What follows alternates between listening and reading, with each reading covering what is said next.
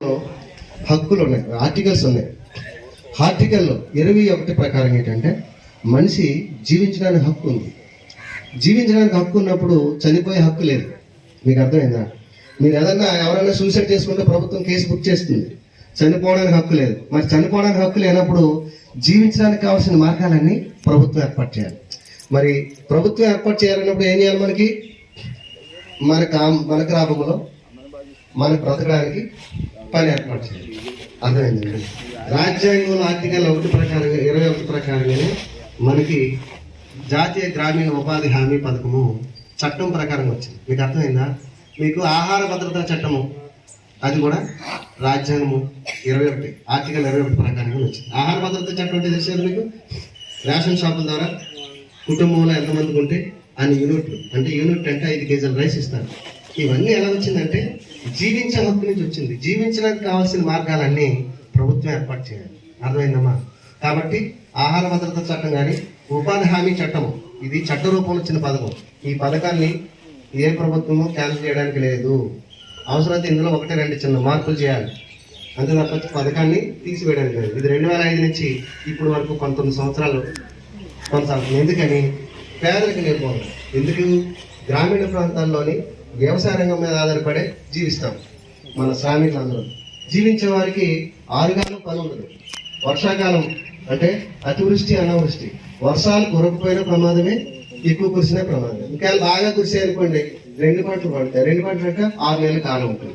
మరి మిగతా 6 నెలలు ఎలా బ్రతకాలి? అందుకని ఒక కుటుంబానికి 100 రోజులు భద్రత. అర్థమైందా? 100 రోజులు భద్రత. భద్రత అంటే నీ కుటుంబానికి ప్రభుత్వం నుంచి 100 రోజులు భద్రత ఇస్తుంది. ఆహార భద్రతా చట్టం నుంచి రైస్ ఇస్తుంది. అర్థమైందా మీకు? కాబట్టి 100 రోజుల భద్రతలో రోజుకి ఇప్పుడు సరాసరి 307 రూపాయలు 100 రోజులకి మీరు పనిచేస్తే కొలతల ప్రకారం. అంటే విషయం ఏంటంటే ఇక్కడ ఎవరు పని చేస్తాం? మన పని మనం చేసుకుంటే ప్రభుత్వం డబ్బులు ఇస్తుంది. మీకు అర్థమైందా? ఇది పేదరిక నిర్మూలనలో ఒక భాగం. ఏదో రూపంలో నీకు ఆర్థిక సహాయం చేయాలనే ఉద్దేశం ప్రభుత్వానికి ఉంది. ఎవరి పనిది? మన గ్రామంలో మన కాలువలు పని, మన ఊర్లో మన గ్రామంలో కాలువలు చెరువులు ఇవన్నీ ఎవరివి? మనయే, మన రైతులవి, మనవి. అవునా? ఈ పనులు చేస్తే ప్రభుత్వం డబ్బులు ఇస్తుంది. మీరు అనుకుంటారు ప్రభుత్వం పని అనుకుంటున్నారు. ప్రభుత్వం పని కాదు, మన పని. మన పని మనం చేసుకున్నందుకు ప్రభుత్వం డబ్బులు ఇస్తుంది. అంటే నేను ఏదో రూపంలో ఆర్థికంగా బలపరచాలని ఉద్దేశం. మరి ముఖ్యంగా ఏంటంటే ఈ పథకం ఇంకా మంచి సదుపాయం. 100కి 90 రూపాయలు కేంద్ర ప్రభుత్వం ఇస్తుంది, 10 రూపాయలు మాత్రమే రాష్ట్ర ప్రభుత్వం ఇస్తుంది.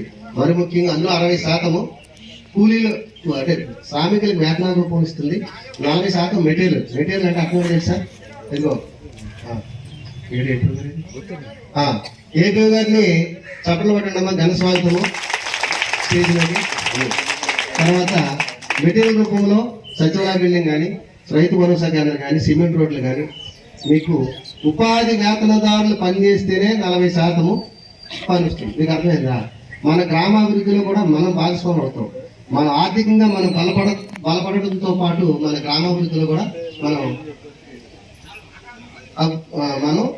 మన గ్రామాభివృద్ధిలో మనం కూడా భాగస్వామి అవుతాం. ఎందుకనంటే మీరు 60% పనిచేశారు అనుకోండి, 40% మెటీరియల్ వస్తుంది. దాని ద్వారా సిమెంట్ రోడ్లు కానీ, రైళ్లు కానీ పనిచేయడం జరుగుతుంది. కాబట్టి ఈ పథకాన్ని సమర్థవంతంగా ఉపయోగించుకోవాలంటే ఏం చేయాలి?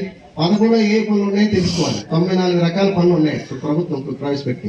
ఆ 94 రకాల పనుల్లో మరి ముఖ్యంగా మన వ్యక్తిగతంగా అభివృద్ధి చెందే పనులు ఉన్నాయి. తర్వాత కమ్యూనిటీ పరంగా, సామాజిక పరంగా మరి అభివృద్ధి చెందే పనులు ఉన్నాయి. కాబట్టి అన్నిటిని ఉపయోగించుకోవచ్చు. ఇప్పుడు ఏపీ గారు వచ్చి ఈ పథకం కోసం మాట్లాడతారు. తర్వాత ఏపీ గారు ఇప్పుడు వచ్చి ఈ పథకం కోసం మాట్లాడడం జరుగుతుంది. మరి కార్యక్రమాన్ని అంతా ఏపీ గారికి అప్పగించడం జరుగుతుంది.